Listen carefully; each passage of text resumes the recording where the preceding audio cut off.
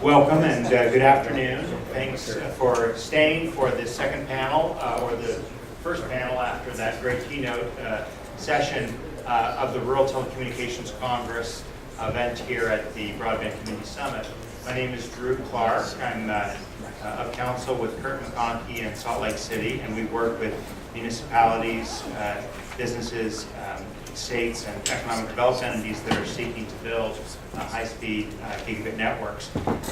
Prior to joining the firm in Salt Lake, I've worked, as was mentioned, both with the State Broadband Initiative program when I was Executive Director of Partnership for Connected Illinois, and before that I worked as a writer and journalist in Washington, D.C., where I started Broadband Breakfast Club, which continues as a blog and news gathering for information and resources about broadband and its importance.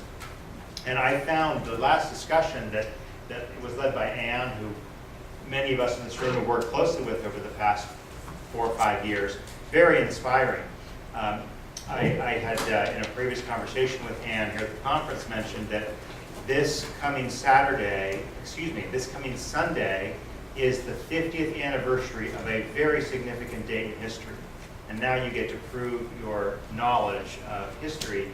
Who in this room knows what happened 50 years ago on April 19th, 1965?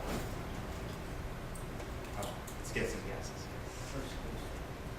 Okay, space flight, okay, that's a good guess. Let's get some more. At least 3, okay? Think what was going on at the time. Civil rights. Sorry? Civil rights. Civil rights, okay.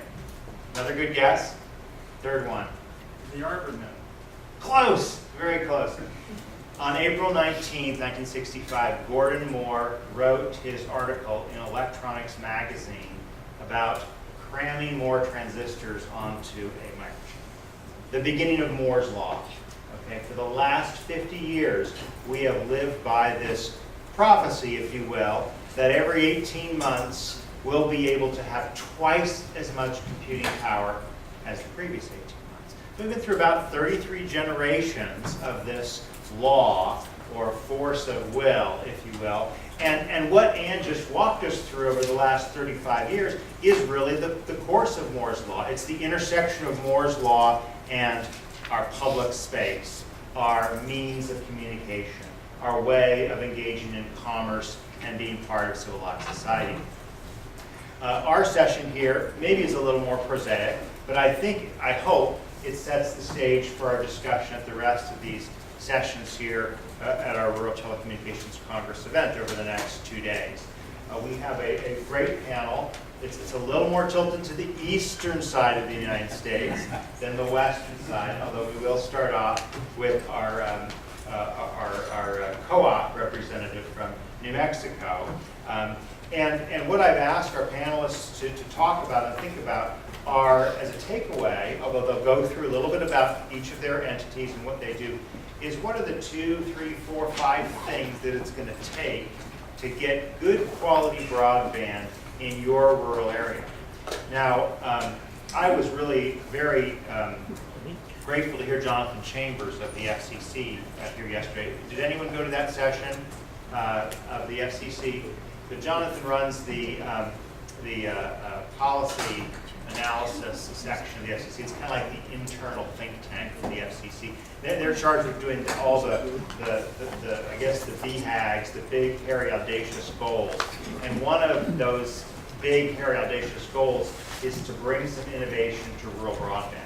And he talked about how the rural broadband experiments were an effort to stimulate that. And most importantly, he talked about we got to get past this notion that 1.5 megabits per second will be adequate for rural areas. And specifically, he talked about the 25 megabit target that they looked for in the broadband experiments. And so speed is not a good qua speed, but it's an indicator of making sure that rural citizens aren't left behind, aren't second class on our road to taking advantage of the technologies powered by digitization and by Moore's Law. And in the process, we'll talk about wireless, we'll talk about gigabit networks, we'll talk about options for rural, rural citizens getting this broadband, and we'll talk about the forms, nonprofits, co-ops, municipal governments, in the case of Wilson, and how they're going about doing this. So with that, I'm going to go ahead and turn it over to our first panelist. We'll just go on the order of the program. Reyes, Jr. is the Chief Executive Officer and General Manager for Carson Electric Co-op in New Mexico. Thank you, and good afternoon. It's my pleasure now to tell you a little bit of our story of a co-op, electric co-op. We decided to get into internet, fiber optic. So our objectives will be to will gigabit networks or wireless service best need the nation's rural communities. What options for rural are missing without good quality broadband, and when commercial providers are in short supply, how will not-for-profits or municipal broadband providers help fill that void? A little bit about Carson. Carson Electric is a not-for-profit electric co-op formed in 1937 and incorporated in 1944. We're the second largest co-op in New Mexico, and we serve in 3 counties in northern New Mexico, Taos, Colfax, and Rio Arriba, close to 30,000 members today. And our core mission really was electric service. But I believe that when the co-ops were formed in the 30s under the New Deal, it really was to bring economic development to rural areas through electricity. And I think our mission with the electric co-ops has changed a bit because we have done a pretty good job in serving our electric needs in rural areas. I think now it's transformed into serving a fiber need, a broadband need. And if you really think about it, the co-ops do have the infrastructure in place. We have the poles, the wires, the ability to build infrastructure. We have the funding requirements, and we know how to serve rural areas. So I think the electric co-ops are positioned properly to meet those current needs. A little about the co-op. In northern New Mexico, about 10% of our energy comes from renewable energy, solar energy. The fiber network is important in that as we try to analyze the best uses of that solar. We have the most advanced smart green grid in New Mexico, with all 30,000 meters having smart meters. Carson has created 3 other divisions. We're an ISP, we have a fiber business, and we're a propane company. And in 2010, Carson got a $64 million award under the stimulus to run a fiber to the home to every home and business we serve, approximately 2,900 miles. As of today, we're about 60 miles short of that goal. And I think that goes to what I spoke of earlier, the ability to build a network. Just imagine this, it took us from 37 to probably currently to build an electric network. It's taken us 4 years to build the same fiber network that will offer much, much more in the forms of economic development, education, healthcare that rural areas need. Here's a map of our system. You see the 3 counties, and you see the blue. The other thing the co-op has done is you see we partnered for redundancy, since we're not an island, with a telephone company in Colorado so we can get into the Denver markets. So we have some redundancy there. We have a sister project that was funded under NTIA, that RED project that takes us to Los Alamos and Santa Fe. And those are important hubs in New Mexico. First, Los Alamos, most people know they have the labs there, big requirements for broadband, but a lot of technical expertise that can help us enable other things on our network that we can pull on. And getting in Santa Fe, in essence, gets us to Albuquerque, which is the biggest city, and gets us to major hubs. So we have built a pretty future-proof network that can compete with the incumbent provider, and we are competing with them today. The case for broadband in rural areas. First and foremost, economic development. To create jobs so that first, the kids of rural areas don't leave, and that we can create good paying jobs in rural areas. Business opportunities, recruit, not just keep people, but recruit businesses, a lot of times for the quality of life. We're coming on the And a cab that takes about 20 minutes to go 20 miles in rural areas, and that takes a lot of time, 20 minutes, maybe 40 miles, or reversed. But the quality of life is important for people. We need sustainable economies, things that are going to be able to withstand the economic woes this country has had. We think fiber does it. We think the types of businesses that fiber bring insulate us from those ups and downs. And Kit Carson's looking at being broadband-based companies. We live at the end of the Rockies, so it's pristine. We're not going to ever have factories in that area. It's a high desert. So we need companies that are clean. We think broadband does it. High-speed advanced infrastructure for the medical communities. You know, as in rural areas, hospitals are struggling to survive. So in clinics, we think that this is a way to tie them all together so rural areas has good medical care. Research and education. As I mentioned before, we have Los Alamos that sits 90 miles from Taos. We have the University of New Mexico has a campus in Taos, and the big university in Albuquerque. We think that gives us some opportunities for our kids and other people for continuing education. Local businesses. There's almost nothing we can't do today or don't do today that we need some kind of connection. Whether it's swipe a credit card, fill up your car with gas. I mean, those simple things take a connection. And it's amazing when we have, well, not us, but our competitor, has a fiber cut in the area, and people don't know what to do. The cell phones don't work, the credit card machines don't work, the gas filling stations don't work. Really, people seem to panic. And we know that because we also get on the electric side. We know what happens when people use electric source. So we have a good barometer of what's most important to people today, and it really is broadband connectivity. Member choice. We think that people in rural areas should have choice of provider, not just one incumbent that may not put the money or investment in rural areas. As you mentioned, 1.5 shouldn't be the norm in rural areas. It should be whatever the network can provide, whatever people can afford. That really should be the benchmark. And real-time power monitoring. The co-op itself still needs to take care of its electric needs, so we need to be able to give our members real-time choices when it comes to purchasing electricity. Bridge and digital divide. This really has become the haves and the have-nots. Those people who can afford it and those people who can't. And generally it's the rural areas that get that balance. Online learning, telemedicine, affordable access to all. That's very important to us that anyone who wants those services should be able to afford those. And then public safety. And then on the electric grid, meter reading, smart grid services, efficient energy usage, and DG integration. Project schedule. First, we think the first thing that was most important was to get member participation. Get our public, our community, to see if they wanted broadband. It's important that that's what they want. And a lot of people don't relay internet to broadband. We have to go through an education process with our members. We started to have to talk in terms of Netflix and YouTube to get people to understand what broadband really was. We probably had 20 meetings with our members to make sure this is what they want. At the end of the day, our members said this is what we want. So we got member participation, which made it easier to build.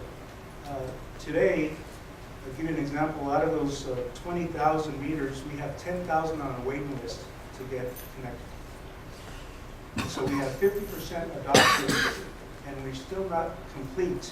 The other thing that's happening, as your neighbor did sign up, but you signed up, now that person's coming out to make sure they're on the list. So we see the success rate with this program. After we got member acceptance, we secured the money.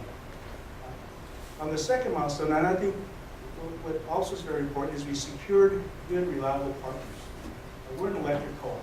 We know electricity well, really didn't know fiber, broadband very well. So we had to go out to the markets and get good engineers, integrators, contractors to build a network. Then we started construction with the goal to deliver gigabit service to the home. Then connect anchor institutions, and we've started to do that. We have 4 of the 6 schools, 5 of the 6 municipalities, 1 of the 3 counties. We have the hospital, hotels, so we continue to get our anchors. And then establish redundancy and reliability. It doesn't do us any good just to build a network if when it has a problem, it doesn't work. And so we need to build a redundant network. And also complete the deployment of our smart grid, and then offer member-based value-added services on the energy side via broadband. So, requirements for our network. First, to connect every house that we serve in business. Create an economic development engine. Our view is to give the community the tools to do what they think is best for the community. We only are there to enable them to use this network. We took a regional approach.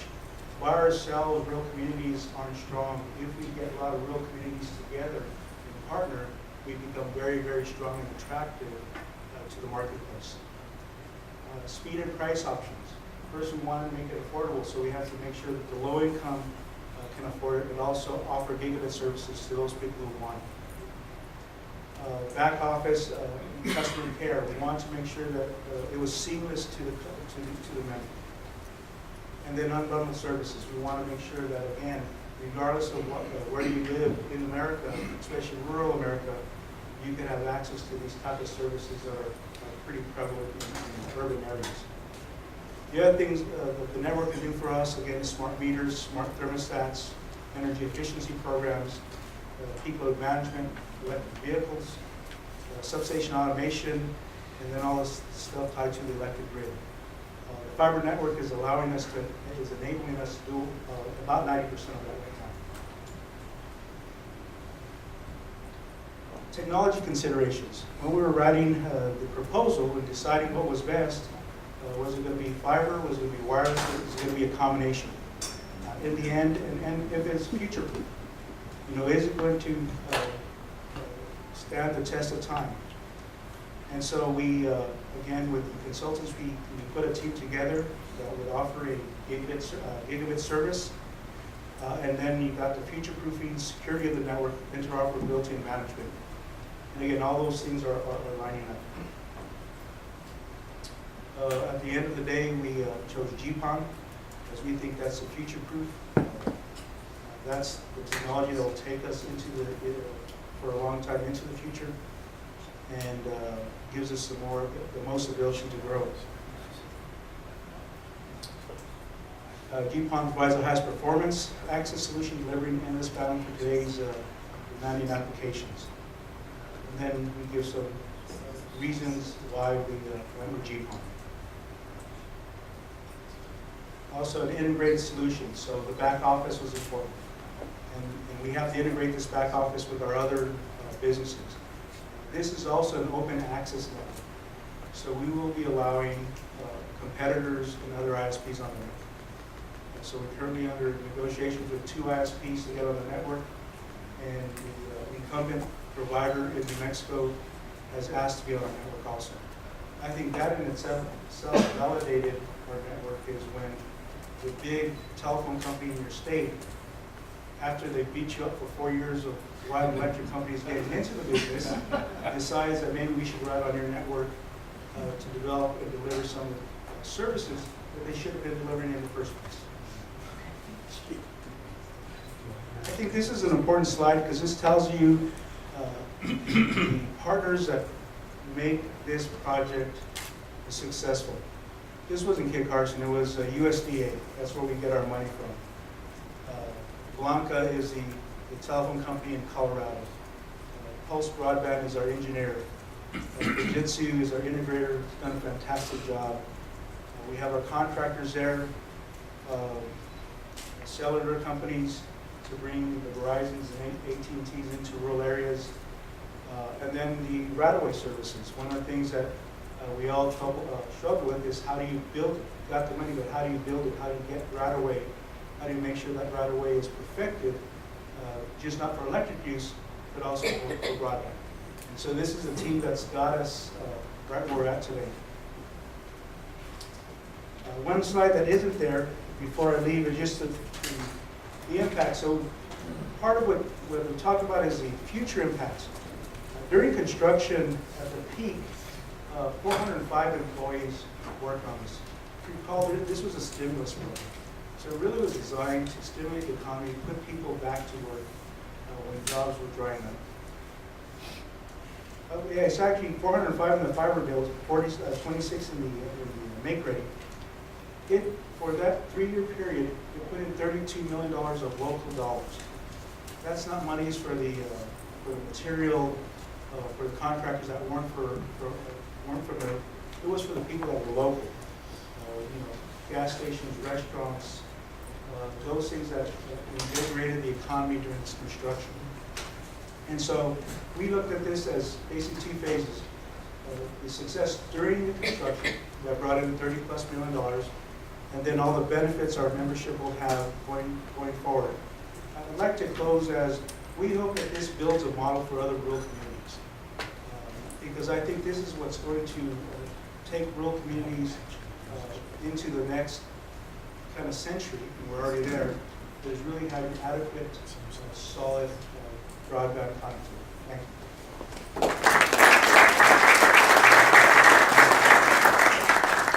Thank you for giving us that great example of what a co-op can do, and I think it's really important to have co-ops represented here. We're now going to hear from Will Aycock. He's the CEO of Greenlight Community Broadband, which is the gigabit network in Wilson, North Carolina, that persuaded Chairman Wheeler to loosen up some of the laws, particularly in North Carolina and Tennessee. So we'll look forward to seeing what Wilson has been doing, and we're really grateful to have you with us.